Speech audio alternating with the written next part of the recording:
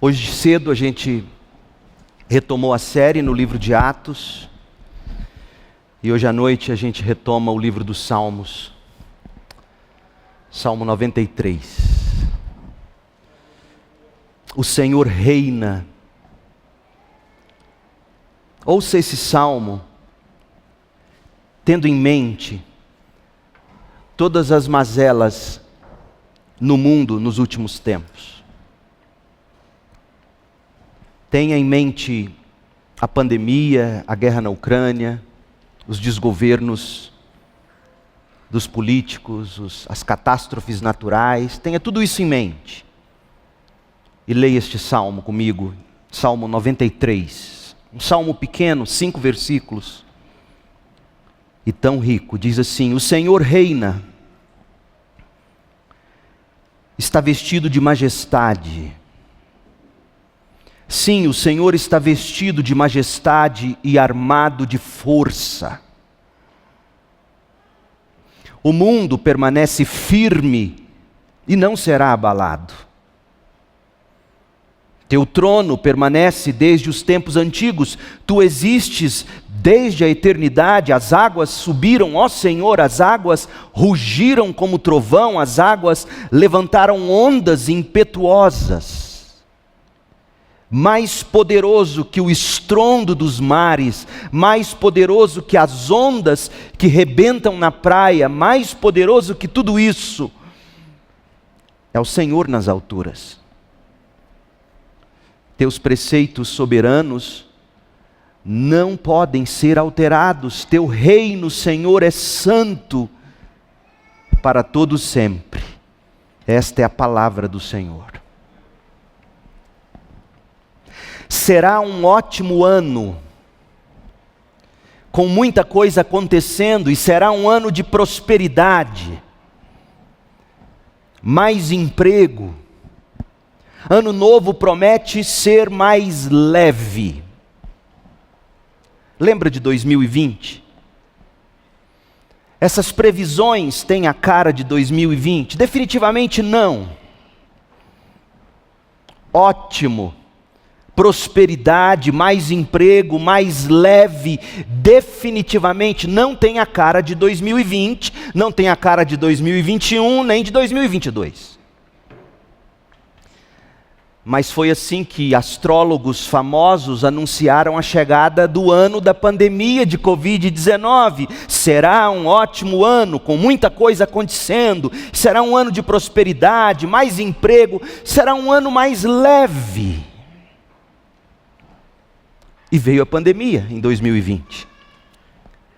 Foi tão absurdo, gente, que fez, por exemplo, Felipe Neto questionar a astrologia. Parece piada, mas não é. Está lá no Twitter dele em 10 de maio de 2020. Eis o que disse o homem em sua grande sabedoria. Parabéns, como sempre, astrologia. Pelo menos neste ponto a gente concorda, Felipe Neto e eu. Ora, gente, se tem algo que seja previsível na vida da gente, é que tudo é imprevisível. Aliás, talvez esta seja a maior dificuldade de todas, a incerteza. Pense comigo, tudo dentro de nós e no mundo ao nosso redor está em constante mutação. Das alterações anormais no DNA de um gene invisível aos olhos humanos, passando pela variação de humor das pessoas, até se chegar às mudanças nas grandes estruturas de poder das nações que afetam a economia, o estilo de vida de toda uma população. Tudo está em constante mutação. Heráclito de Éfeso, em 470 a.C., já dizia, abre aspas, nada é permanente, exceto a mudança. Ninguém pode entrar 2 vezes no mesmo rio, pois quando nele se entra novamente, não se encontram as mesmas águas, e o próprio ser já se modificou, fecha aspas. A imprevisibilidade é a maior de todas as certezas, especialmente de 2 anos para cá. Este ano, 2022, por exemplo, ano de eleições, faz a gente indagar como será o futuro deste país, do nosso país. Na mesma esteira de incertezas, a gente ainda indaga, e a economia? Gasolina R$10 já em alguns lugares do Brasil. E a pandemia? E o futuro dos meus filhos? E a minha saúde? E a guerra da Rússia na Ucrânia? Como ficará o mundo? De que modo tudo isso afetará o Brasil e a minha vida e a minha família? Tantas vezes a gente sente como se a vida fosse um castelo de areia. Você já brincou de castelo de areia? Brincou de fazer castelo na areia? Você sonha, você constrói, você admira o castelo, mas de repente chega um espírito de porco e dá um chute no seu castelo. Ou alguém jogando bola lá longe, chuta a bola vem quicando e derruba o seu castelo. Ou você mesmo, sem perceber, não vê que a maré subiu, o mar se agitou e vem a onda e derrete a edificação dos seus sonhos. Não é assim, gente? A previsão é a imprevisão. A certeza é a incerteza. A coisa é tão séria que fez, por exemplo, um dos maiores pensadores da atualidade, um homem que, aliás, eu respeito muito, o filósofo Luiz Felipe Pondé. Ele publicou um livro em 2018, cujo título é Contra um Mundo Melhor, Ensaios do Afeto. Nesse livro, Luiz Felipe Pondé pinta a vida com cores céticas, cores melancólicas, como quem já está cansado de apanhar da vida. E ele quer ter alguma esperança para continuar vivendo, e a esperança que ele encontra é não sonhar com um mundo melhor. Olha o pessimismo. Olha o que ele escreve, abre aspas. Ao longo dos ensaios e dos fragmentos deste livro, o leitor perceberá que sou contra um mundo melhor. Eu sou cético. Carrego uma sensibilidade trágica, independentemente de minha vontade filosófica. E por quê? Porque o que nos humaniza, diz Pondé, é o fracasso. Homens e mulheres muito felizes não são homens e mulheres. Tenho medo de pessoas muito felizes. A consciência trágica, seja ela cósmica, seja miserável, miúda e cotidiana, determina o horizonte onde se move o humano. A tragédia é onde se move a vida, ele está dizendo. Dedico essas palavras a todos os nossos fracassos, e com esses olhos atentos ao medo que porta seu nome próprio, cada medo tem um nome próprio, é que o leitor deve ler estes ensaios e fragmentos aos pedaços. Fecha aspas. Gente, a gente fica com a impressão de que para Luiz Felipe Pondé a esperança se acha em não se ter esperança, em se manter os olhos atentos ao medo. E ele diz, medo tem nome. E aí eu te pergunto, qual é o nome do seu maior medo? Eu tenho vários nomes. Portanto, já que tudo é imprevisível, caótico, já que tudo é mutante e mal, diz Pondé, o melhor a se fazer é sonhar contra um mundo melhor. De fato, gente, você percebeu pelas palavras que eu acabei de ler que o filósofo questiona a felicidade.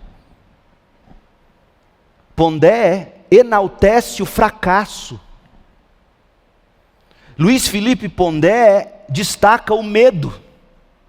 E sabe por que ele assim o faz? Porque desse modo ele crê, a gente se blinda das decepções e a gente fica imune às dores inevitáveis de existir. Agora vamos sair um pouquinho desse campo filosófico e vamos ser sinceros. Na prática, não é assim mesmo que muitos de nós vivemos? Talvez você viva assim, desesperançado. Cultivou tanta esperança ao longo da vida e se viu tantas vezes frustrado que agora você vive num estado de desesperança. Não tem esperança em mais nada. Estado melancólico. Um estado cético, duvida de tudo, duvida de todos, não acredita em ninguém. Talvez você seja ou tenha se tornado frio, distante. Qual a solução? Esperar a morte chegar? Porque se a pessoa atinge esse estado de desesperança, de melancolia, de ceticismo, de frieza, de distância, tem muita gente andando assim ao nosso redor.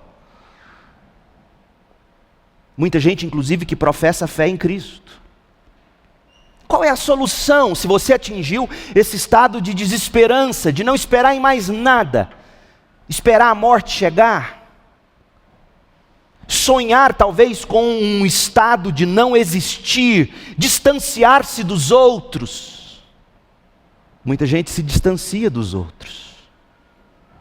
Você deixa de amar as pessoas, uma vez que quem ama se envolve e, portanto, sempre acaba sofrendo. Eu quero que você escute a proposta de Luiz Felipe Pondé, porque este é o evangelho no qual ele acredita.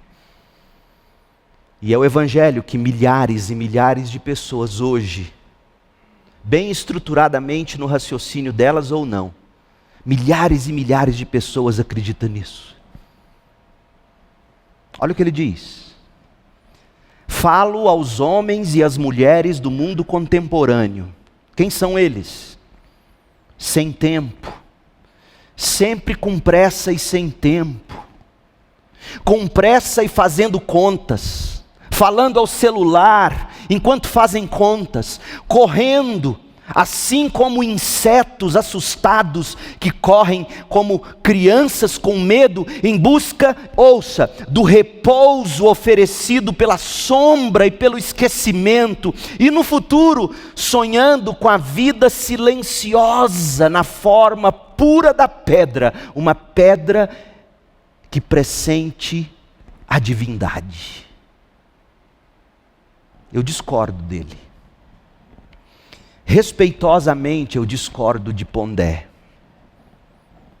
Gente, em face da imprevisibilidade, em face das constantes transformações, em face das tragédias da vida, em face da dor de existir, como a dessa mãe por quem oramos hoje à noite, que perdeu uma filha de 35 anos. O melhor, discordando de Pondé, o melhor não é viver com os olhos fixos no medo. Buscando coragem, encarando o medo, esse não é o melhor. Buscando coragem, sabe-se lá de onde, para encarar a vida e viver assim mesmo, aguardando o dia em que nós vamos simplesmente atingir o estado de não existir. A morte, porque ele acredita que morrer é atingir um estado de não existir, é você se misturar com a natureza, quem sabe uma pedra. O pó do seu corpo um dia virará uma pedra, talvez seja nisso que ele creia, como muita gente. Sonhando com a vida silenciosa na forma pura da pedra, nada disso, gente. Diante das tragédias do mundo, das tragédias pessoais, diante do medo que tem nome, o melhor não é se blindar afastando-se uns dos outros. O melhor não é ficar cético. O melhor é fazer como o salmista. Na insegurança do salmista, o salmista tomado de medo, o que ele fez? O salmista calçou a esperança dele na única certeza que ele conhecia, e lhe bastava.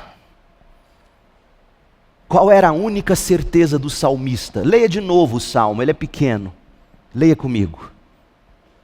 O Senhor reina, essa é a esperança dele.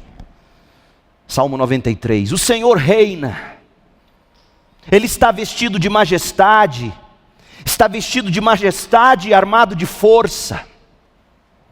O mundo permanece firme, não será abalado.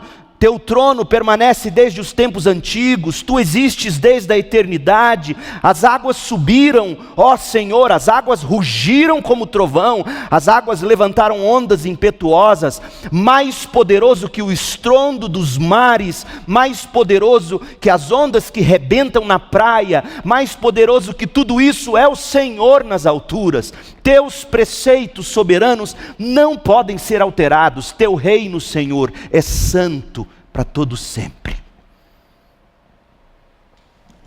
Olha ao seu redor.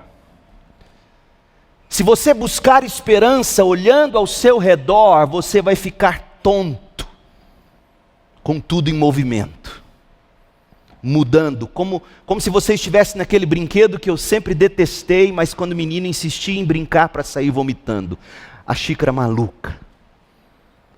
Olha ao redor e você vai se ver como uma criança na xícara maluca, tudo em movimento, mudando, incerto, tudo te amedrontando. A solução não é olhar ao seu redor, a solução também não é olhar para si mesmo. Seja honesto. E se pegará com medo, numa montanha russa de emoções, ora alegre, ora triste, ansioso, inquieto. Se você olhar para as pessoas, você vai se decepcionar com a inconstância delas, com a impiedade delas. Portanto, meu Deus, será que algum dia haverá alguma estabilidade na vida? Ora veio a Covid-19, a pandemia acabando, e agora a guerra na Ucrânia. Meu Deus, o que virá a seguir? Sem contar, gente, aqueles problemas pessoais que nos corroem por dentro. Seus problemas com filhos, com as finanças, com a casa, com o casamento. Como será o amanhã? O autor do Salmo 93 insiste que, independentemente da instabilidade e das flutuações e do caos, independentemente das tragédias, o mundo de Deus permanecerá firme e não será abalado, ele diz. Em que pese, como ele escreveu, o rugido das águas dos mares.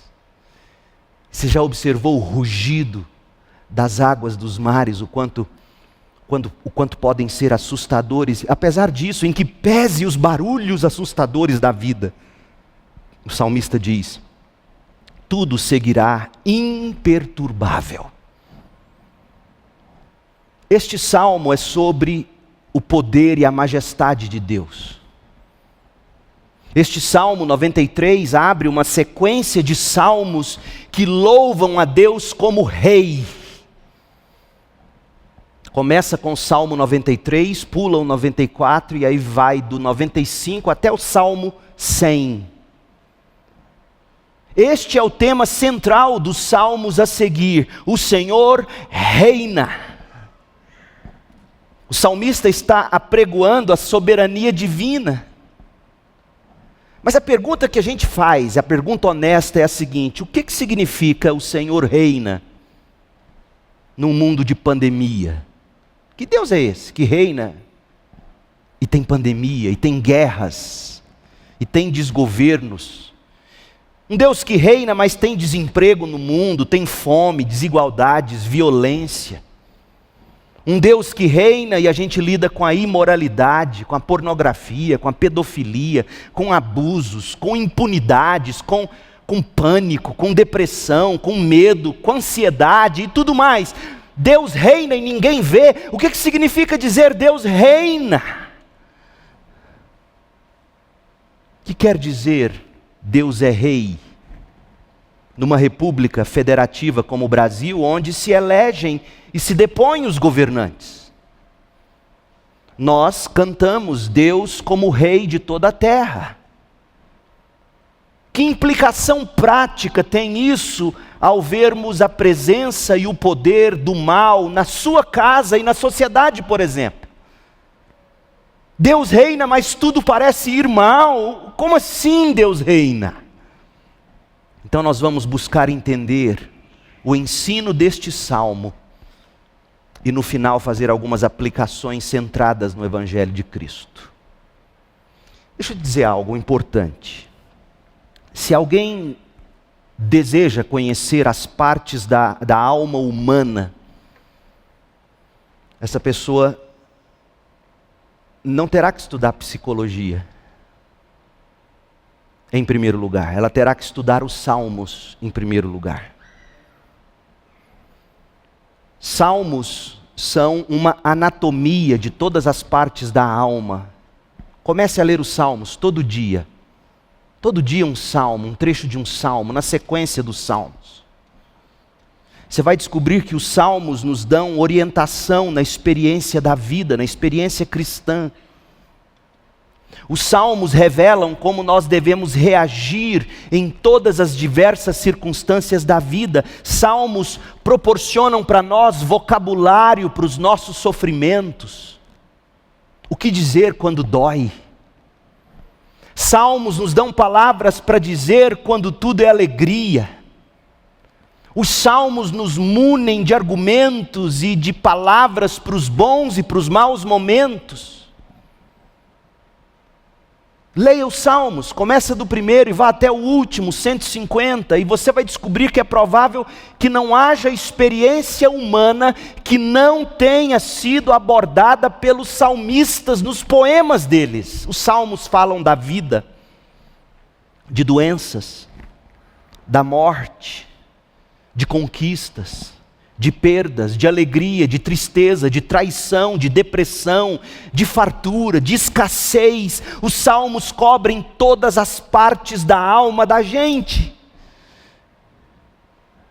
Não é à toa que uma psicóloga me ligou um dia para dizer que uma das coisas que ela prescreve para os pacientes é que eles leiam os salmos e ouçam as minhas mensagens para estudar a alma delas, para entender a alma delas. Porque é isso o que nós temos estudado nesta série no livro dos Salmos. Você quer palavras, você quer vocabulário, você quer saber se expressar quando dói ou quando é tudo prazer, quando ganha ou quando perde, quando nasce, quando morre. O que dizer, como dizer? Os salmos são compostos por 150 salmos. Os 150 salmos estão divididos em 5 livros, nós já falamos disso. O salmo que nós lemos, o Salmo 93, está no livro de número 4 do Saltério, no penúltimo livro do livro dos Salmos. O livro 4 vai do Salmo 90 ao 106. E no livro 4 nós já estudamos o Salmo 90, o 91, 92 e agora a gente chegou ao 93, que é o 4º salmo do livro 4 do Saltério. E eu vou resumir para você, em poucas palavras, o que a gente aprende neste salmo. Escute, é bem simples, mas tão profunda quanto prática essa lição. A lição é esta. O crente, o cristão o cristão deve enxergar sua vida e o seu mundo à luz do caráter de Deus. A gente enxerga a vida, o trabalho, o sofrimento, as alegrias, a gente enxerga a vida e o mundo à luz dos atributos de Deus, das qualidades de Deus, à luz de quem Deus é e não vice-versa. A gente não enxerga Deus à luz do sofrimento ou da alegria. A gente enxerga a alegria e o sofrimento à luz de quem Deus revela ser. Isso faz toda a diferença. Uma coisa é você se pegar com o diagnóstico de uma doença que vai ceifar sua vida em poucos meses e olhar para Deus à luz desse sofrimento. Que Deus é esse que deixa isso acontecer comigo?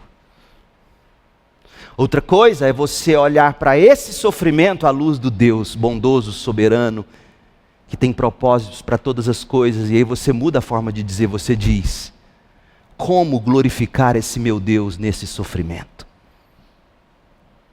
O cristão, ele olha para a própria vida, ele olha para o mundo, no mundo em que ele vive, ele olha para todas as coisas difíceis na própria vida, e ele olha para todas as coisas difíceis neste mundo, e o crente lê essa experiência à luz do que o crente sabe sobre Deus, pela revelação que Deus faz de si mesmo na Bíblia. O crente não olha para os problemas da vida e do mundo sem as lentes do caráter ou dos atributos de Deus. E o crente não olha para Deus a partir de uma leitura falível da própria experiência nesse mundo caído no pecado. O crente enxerga a sua vida e o seu mundo à luz do caráter, à luz dos atributos de Deus e não vice-versa. E essa é uma lição extremamente importante para a sua vida, para a vida cristã. E aponta para algo muito singular sobre a teologia reformada que a gente abraça. A teologia reformada traz que todas as outras verdades, todas as outras doutrinas, todos os acontecimentos da vida e do mundo devem ser enxergados à luz da própria verdade, ou da verdade do próprio Deus, à luz do caráter, dos atributos de Deus. Portanto, por exemplo, ao nosso redor existem cristãos professos em igrejas, inclusive batistas, infelizmente, onde a Bíblia não é tida como a palavra de Deus infalível, a palavra de Deus inerrante, a palavra de Deus suficiente. Ora, gente, há muitos problemas sérios com essa visão da Bíblia. Um desses problemas é que a visão desses crentes a respeito da Bíblia falha com eles em descrever para eles quem Deus é. E se eles não entenderem quem Deus é, quando vem o sofrimento, eles padecem. Então permita-me dizer, Deus é fiel, Deus não mente. E portanto, Deus não pode nos revelar na palavra dele algo que seja falso. Deus não pode revelar algo que não seja suficiente, Deus não pode revelar algo que esteja desatualizado ou cheio de erros. Deus fala e o que ele fala é a verdade. Portanto, a palavra dele é santa e confiável, a Bíblia é confiável. Está na essência do caráter de Deus a verdade, a justiça, a santidade, o amor e a fidelidade de Deus. E assim, a Bíblia que Deus nos entregou é consistente com o próprio caráter de Deus. E porque em Deus não há inverdade, também na palavra de Deus não há inverdade ou falsidade. Em outras palavras, qualquer doutrina da Bíblia que afirme que a Bíblia seja algo menos do que infalível, inerrante e suficiente, palavra de Deus, vai ter falhado com você e vai levar em conta que o que Deus ensina sobre si mesmo na Bíblia precisa ser atualizado de tempos em tempos. E isso é triste, porque lembra do que eu disse? Você tem que aprender a olhar para os problemas da vida à luz do que Deus revela ser para você. E se você se acha com uma Bíblia que você julga insuficiente, cheia de erros, desatualizada, que Deus é esse que você conhece? Quais são essas lentes através das quais você está olhando a vida? Você tem que aprender a olhar para a vida à luz da palavra de Deus. E é isso que o Salmo 93 está fazendo. Por isso eu estou falando da doutrina da Bíblia para você. Porque no Salmo 93, o salmista, conhecendo quem Deus é, à luz da lei de Moisés, da Bíblia que ele tinha em mãos à época, Ele olha para os acontecimentos ao seu redor à luz de quem Deus revelou ser. E Deus revelou quem é pelas Escrituras. Então vamos ao Salmo 93. O Salmo se divide em 3 partes, bem distintas. Versos 1 e 2, o Senhor reina com majestade. Versos 3 e 4, o Senhor reina com poder. E verso 5, o Senhor reina com justiça. É interessante porque o Salmo 5 termina com justiça, e o Salmo 94, que é o próximo, Deus permitindo, nós estudaremos semana que vem, começa dizendo que Deus é o vingador. Essa é a expressão do Salmo 94. Não foi a Marvel que inventou os Vingadores. Deus é o vingador, porque Ele é justo. Essa é a nota com a qual o salmista termina o Salmo 93. Então Deus é majestoso, versos 1 e 2, Deus é poderoso, versos 3 e 4, e Deus reina com justiça, versos 5. Essas são as lentes através das quais o salmista estava enxergando seus problemas. Deus tem poder, Deus é justo, Deus é majestoso. Então veja comigo, primeiro, o Senhor reina com majestade. Você precisa dessa cosmovisão. Essa cosmovisão que revela a majestade de Deus, o poder de Deus, a justiça de Deus, essa cosmovisão vai encher o seu coração de esperança e de propósitos para viver. Então veja comigo, primeiro, o Senhor reina com majestade. O que o Putin está fazendo nos últimos dias? Ele está querendo provar a majestade dele como soberano da Rússia. Trocando em miúdos. Porque é isso que os poderosos fazem, é isso que as nações fazem, elas desfilam sua majestade e seu poder. É isso que o 4 de julho celebra nos Estados Unidos, a independência, a vitória. O 7 de setembro no Brasil, é isso que os monarcas, os reis, os estados soberanos fazem. E os 2 primeiros versículos dão a nós a primeira parte do Salmo, e eles simplesmente afirmam o seguinte: Deus é rei, e Ele reina soberano. Deus é rei. Gente, isso é tão fácil de dizer, mas é tão difícil de assimilar, não é verdade? Eu duvido que alguém teria coragem nesta assembleia de se levantar e dizer: não, Deus não é rei, o Senhor não reina. Eu sei, tem gente que pensa assim, mas é difícil dizer isso. Você acredita, você professa que Deus é rei. O problema é que na prática a gente tem dificuldade de crer nisso. Especialmente quando as provações da vida nos atingem e quando o mundo parece estar tão desgovernado como agora, não é mesmo? E sua própria vida, tudo desgovernado, incerto. Mas a primeira coisa que o Salmo ensina é que Deus é rei. Versos 1 e 2, o Senhor reina. O Senhor está vestido de majestade, sim, o Senhor está vestido de majestade e armado de força. O mundo permanece firme, o mundo não será abalado. Teu trono permanece desde os tempos antigos, tu existes desde a eternidade. Note os atributos de Deus que são destacados nesse versículo. Quem é Deus para esse salmista? Primeiro, Deus é majestoso. Ele fala isso 2 vezes.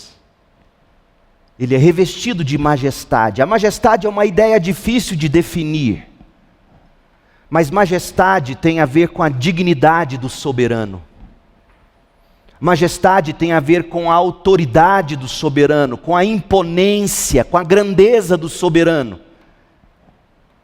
Majestade é a característica dos monarcas terrenos, os quais se esforçam desde a antiguidade para causar e aumentar a impressão da majestade pessoal, pela multiplicação da ostentação de penduricalhos preciosos e de poder bélico para governar. Majestoso esse império, majestoso esse rei, esse soberano. Entretanto, majestade é supremamente o atributo natural daquele que é o rei dos reis, acima de tudo e de todos. o rei acima dos reis e dos governantes, e que não precisa multiplicar as pompas do seu poder para encantar ou para impressionar. Deus é majestoso por natureza. Isaías teve uma contemplação dessa majestade. Isaías 6, de 1 a 5. Olha o que diz o profeta. No ano em que o rei Uzias morreu o rei. Será que se foi com o rei a esperança? Não, no ano em que o rei Uzias morreu, eu vi o Senhor. E como ele o viu? Ele estava sentado em um trono alto e a borda do seu manto enchia o templo. Perceba a majestade. Acima dele havia serafins, categorias de anjos, cada um com 6 asas, com 2 cobriam o rosto, com 2 cobriam os pés e com 2 voavam. Diziam em alta voz uns aos outros: Santo, Santo, Santo é o Senhor dos exércitos. Toda a terra está cheia da sua glória. Suas vozes sacudiam o templo até os alicerces e todo o edifício estava cheio de fumaça. Então, diante de tanta majestade, o que te resta? Olha o que ele diz. Eu disse: estou perdido, é o meu fim, pois sou um homem de lábios impuros e vivo no meio de pessoas de lábios impuros, e meus olhos viram o Rei, o Senhor dos exércitos. Majestade é o atributo que conecta a santidade à soberania de Deus. De volta ao Salmo 93, além de majestade, o salmista diz que Deus é poderoso. Ele é majestoso, Ele é poderoso. Salmo 93, 1, o salmista estava tão impressionado com a majestade, como característica do reino de Deus, que ele repetiu a ideia 2 vezes. O Senhor reina, está vestido de majestade. Sim, o Senhor está vestido de majestade. Poxa, majestade envolve poder, mas não contente em dizer 2 vezes que Deus é majestoso, ele disse no verso 1, além de majestade, além de vestido de majestade, Deus está armado de força, de poder. Não é uma mera demonstração de soberania e de força e poder, como muitas vezes tem sido o caso dos governantes humanos. É uma soberania, é um poder real, natural. Ele é majestoso, Ele é poderoso, Ele é imutável. A terceira característica do reinado de Deus, a imutabilidade. Esse é o termo apropriado para o que o salmista diz. Olha o verso 1 e 2. O mundo permanece firme e não será abalado. Teu trono permanece desde os tempos antigos, tu existes desde a eternidade. Apesar das aparências, nada é capaz de mover ou muito menos destruir a criação de Deus, senão o próprio Deus, gente. No entanto, a única razão pela qual o mundo é firme é porque o próprio Deus permanece firme, é imutável, desde os tempos antigos, desde a eternidade. E essa qualidade é aquela que separa Deus até mesmo da mais elevada de suas criaturas. Deus nunca muda. Nenhuma outra parte da criação é assim. A natureza muda, os homens mudam, famílias mudam, nações mudam. Ah, mas Deus é imutável. E as características do reino de Deus não mudam também. Ele governa tão bem hoje como sempre governou. E Deus vai governar bem para sempre. Ele é majestoso, Ele é poderoso, Ele é imutável. Por fim, Ele é eterno. É o quarto atributo, a quarta qualidade de Deus mencionada na estrofe de abertura do Salmo 93. A eternidade de Deus. Essa é uma ideia difícil de colocar em uma única palavra em português, mas significa que Deus é, que Ele sempre foi e que Ele sempre será e que Ele é o mesmo em todo lugar ou circunstância.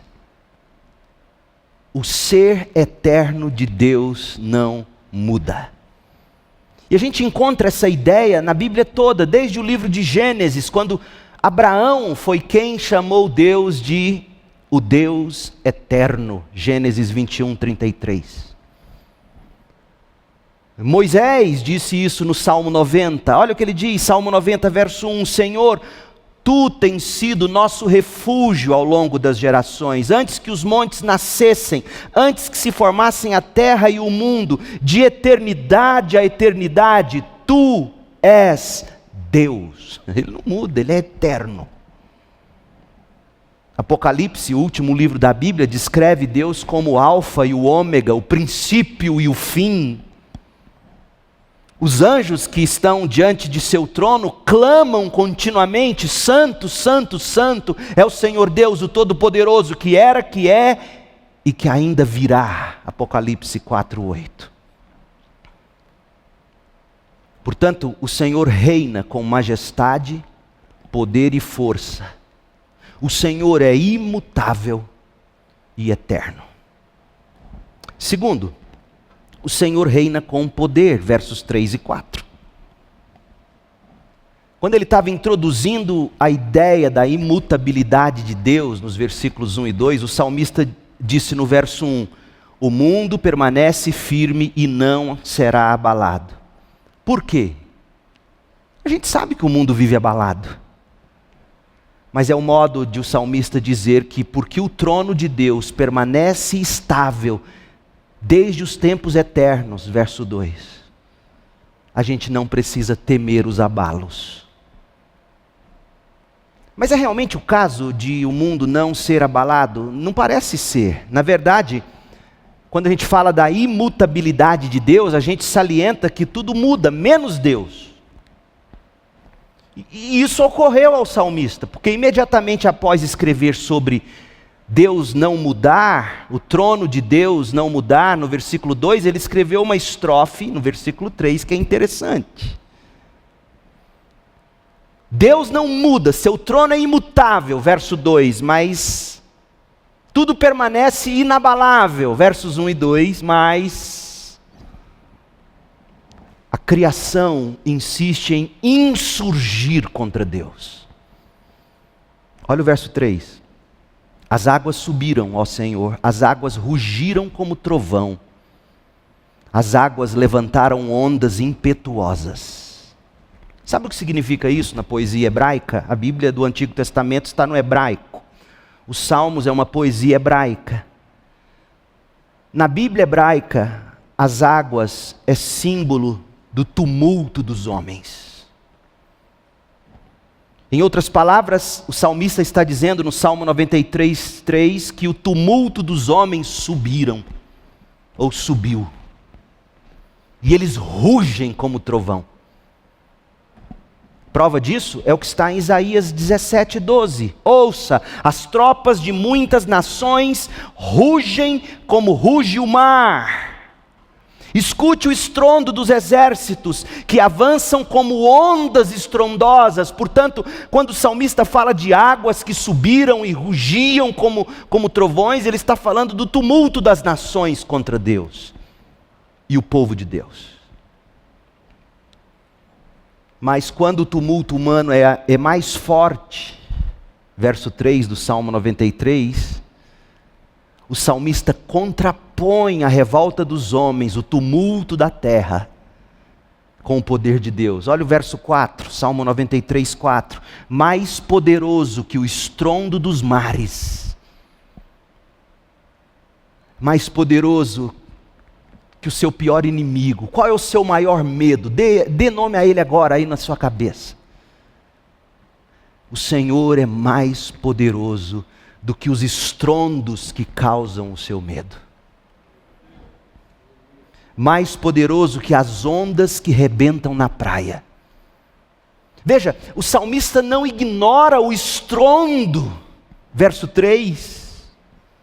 Aliás, ele enaltece, Ele traz essa escuridão para ele poder jogar a luz do poder de Deus, vinda do verso 4, mais poderoso do que o estrondo da sua doença, da sua perda, dos seus medos, do que as guerras e pandemias, mais poderoso do que tudo isso, mais poderoso que as ondas que rebentam na praia, mais poderoso que tudo isso é o Senhor nas alturas. Lembra? Ele é majestoso, Ele é poderoso, Ele é imutável, Ele é eterno. Tudo isso para o salmista, na medida em que começava a temer os barulhos ao redor, se lembrar ou lembrar sua alma de que sim, estamos assustados, mas não há o que temer. O trono do Senhor permanece inabalável.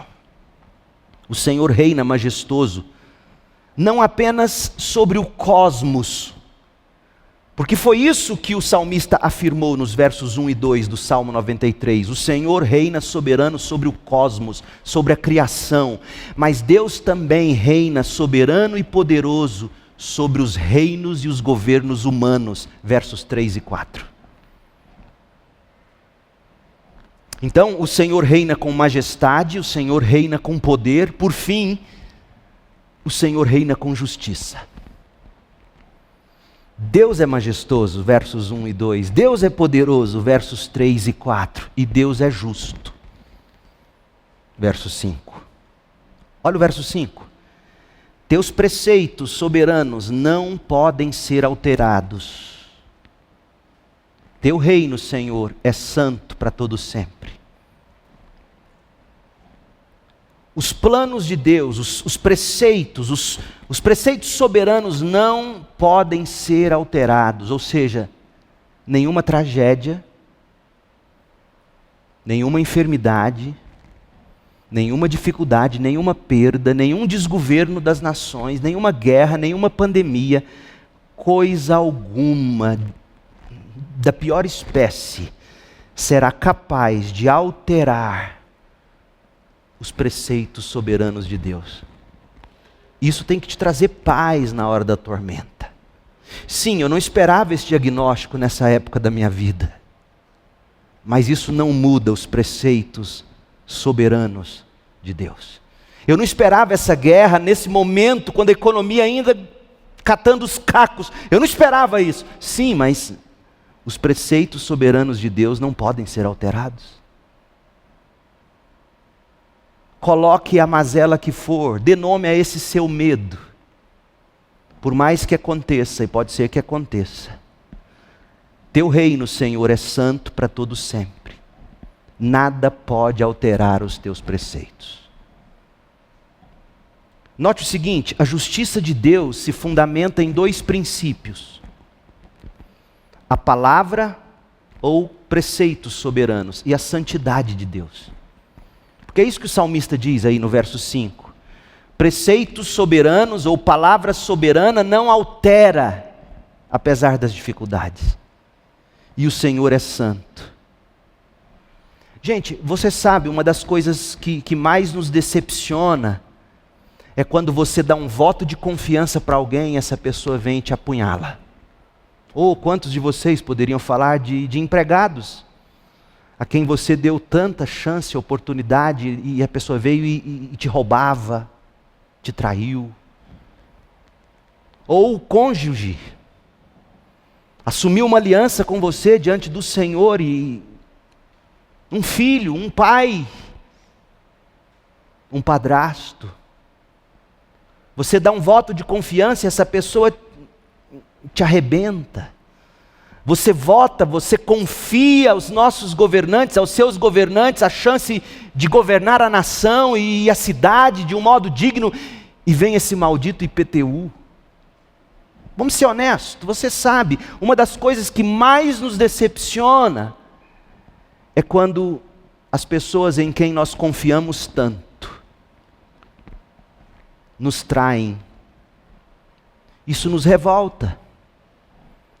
E aqui está o salmista dizendo, no verso 5, olhe, algo sobre Deus é que com Ele, majestade e poder são sempre usados para o bem e para o que é correto, porque Deus é justo, Deus é confiável, Deus é santo.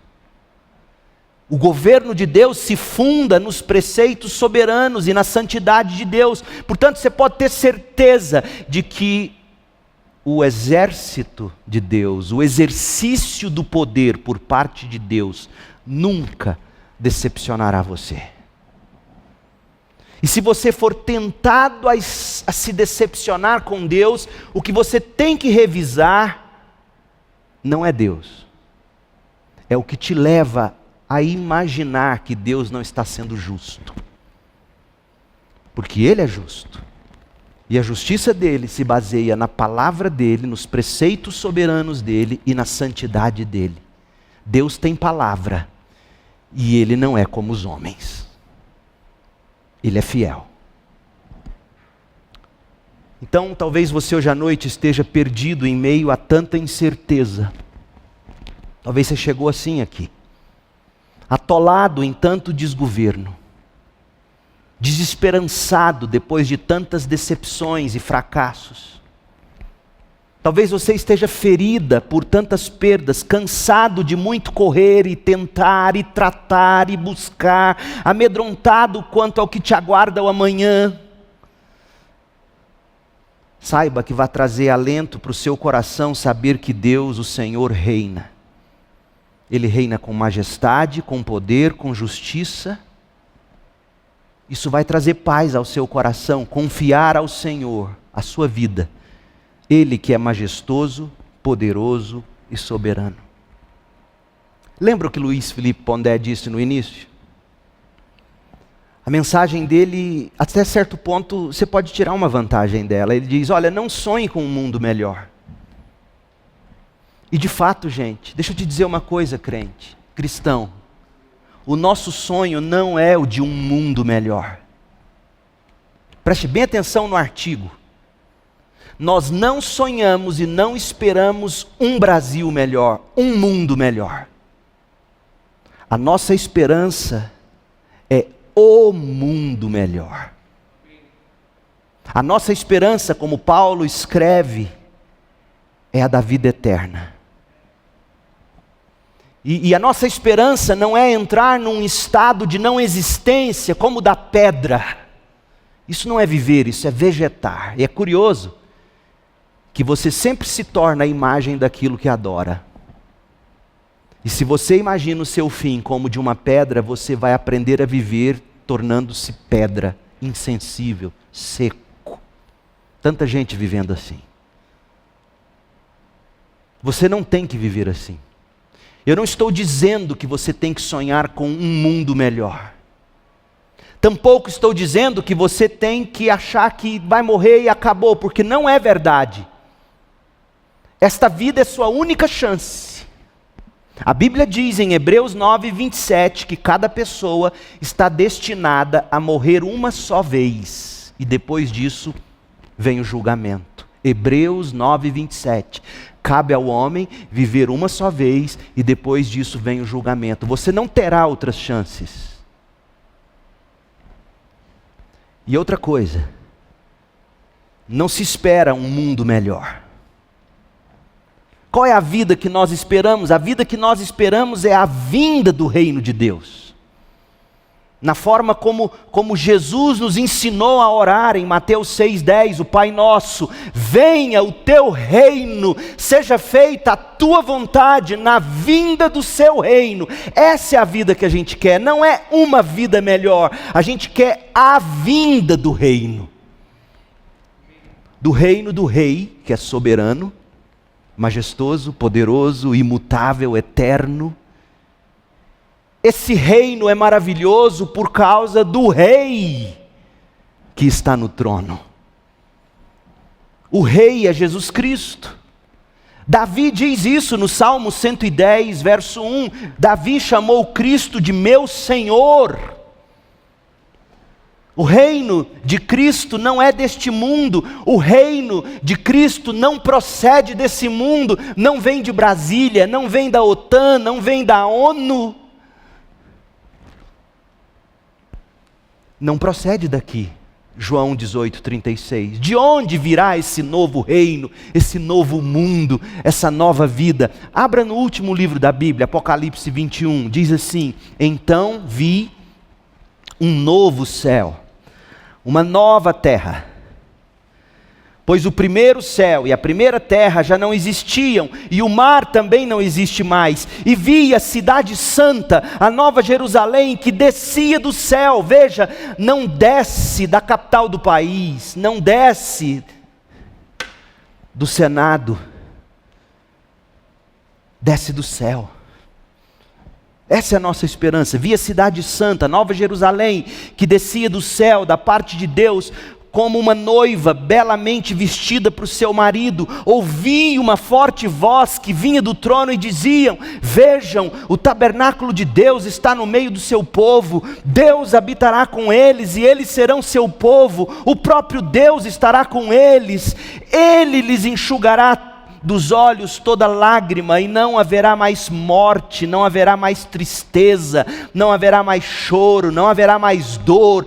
Todas essas coisas ruins passaram para sempre. Essa é a vida que a gente espera. Não é você viver o bastante para curtir a vida, não é essa vida que a gente prega e espera. O acesso a esse reino já nos foi aberto e o nosso lugar está sendo preparado. Tudo isso pela morte e ressurreição do Cordeiro de Deus que tira o pecado do mundo. Ele é o rei que morreu como cordeiro, mas ressuscitou vitorioso e subiu ao céu e voltará para buscar os seus, para que estejam com ele onde ele estiver. João 14, de 1 a 4. O Senhor reina. Ele reina majestoso, poderoso e com justiça. Mas quem é o rei? Jesus é o rei majestoso. Jesus foi quem recebeu do Pai toda a autoridade no céu e na terra para buscar e salvar os perdidos. E Ele busca por você. Jesus é o rei poderoso. Jesus acalma tempestades, ventos e mares lhe obedecem, e Ele é poderoso também para perdoar pecados, inclusive os seus. Jesus é o Rei justo, que cumpriu no próprio corpo a lei de Deus e se fez justiça de Deus para todos os que nele crê. Jesus é santo, Jesus é justo. Jesus não habita com pecado. Mas Jesus é gracioso, justificador, porque Ele morreu no lugar do pecador. Um substituto para você e para mim, que merecíamos aquela cruz, a morte eterna. O salário do pecado é a morte. Mas Jesus é justo. Ele não varre o pecado para debaixo do tapete. A pena tem que ser paga. Você não ia querer um juiz que simplesmente apaga a transgressão do homem que estuprou sua filha, por exemplo. O que você ia querer fazer com um juiz desse? Matá-lo.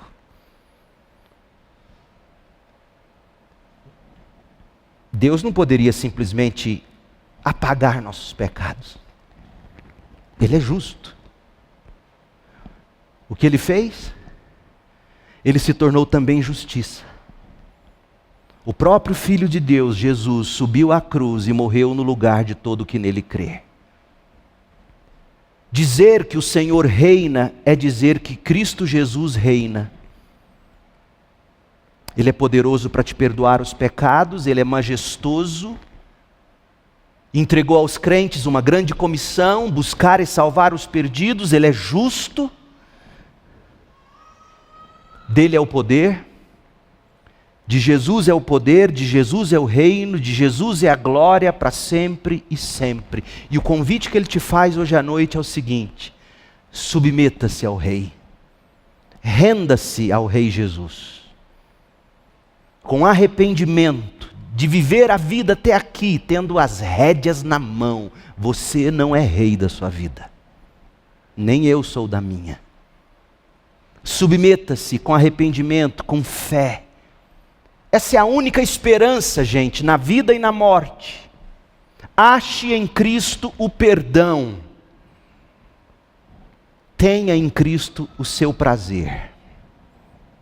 E eu concluo te dizendo 3 coisas rápidas. Primeira, não deposite sua esperança nos reinos e governos deste mundo. Nossa esperança não está na política. Mas nós fazemos discípulos para serem melhores cidadãos e melhores políticos. Segundo, olhe para a vida e o mundo com as lentes da majestade, do poder e da justiça do Rei Jesus. Creia, no meio de todo o turbilhão no qual você se encontra, creia que toda a majestade, todo o poder e toda a justiça divina estão atuando juntos para salvar a sua alma, para te fazer perseverar para a vida eterna no céu, diante do trono do Rei dos Reis. Tudo isso coopera para o seu bem. Ele é Rei. E por fim, conheça mais da majestade desse Rei, encante-se com ela, encante-se com o Rei Jesus, conheça a majestade dele, conheça o poder dele, conheça a justiça dele, conheça a santidade dele. Como pastor, como eu posso conhecer mais de Jesus? Ora, leia a Bíblia, estude a Bíblia, ore, jejue durante a semana, faça jejuns. Deus, eu vou deixar de comer, se você pode, claro, saúde, etc. Eu vou deixar de comer porque eu tenho buscado me saciar com as coisas desse mundo de um modo que tem me feito esquecer do Senhor. Eu quero que o Senhor seja o alimento da minha alma, aquilo que me dá mais prazer. O Senhor Jesus Cristo reina e Ele merece toda a honra, todo o louvor, toda a glória. E na medida em que você o conhece em sua majestade, em seu poder, em sua justiça, em sua santidade, você encontra salvação, você é santificado e você se satisfaz. Conheça o Rei Jesus. E hoje à noite Ele convida você a se render a Ele. Então agora eu quero que todos fechem os olhos. E eu quero que você ore, aí onde você está, você falando com Deus no seu pensamento. Senhor, os tumultos dessa vida, da minha vida, da vida lá fora, têm me causado medo. Deus, eu sei que o Senhor é Rei, mas na prática eu não acredito. Misericórdia de mim. Eu sei que Jesus Cristo é o Rei dos Reis, o Senhor dos Senhores, majestoso, poderoso, justo. Eu reconheço isso hoje à noite e eu me rendo a Ele. Talvez essa seja a sua oração agora. Eu me rendo ao Senhor Jesus como soberano da minha vida, salvador da minha vida, o sabor para a minha vida.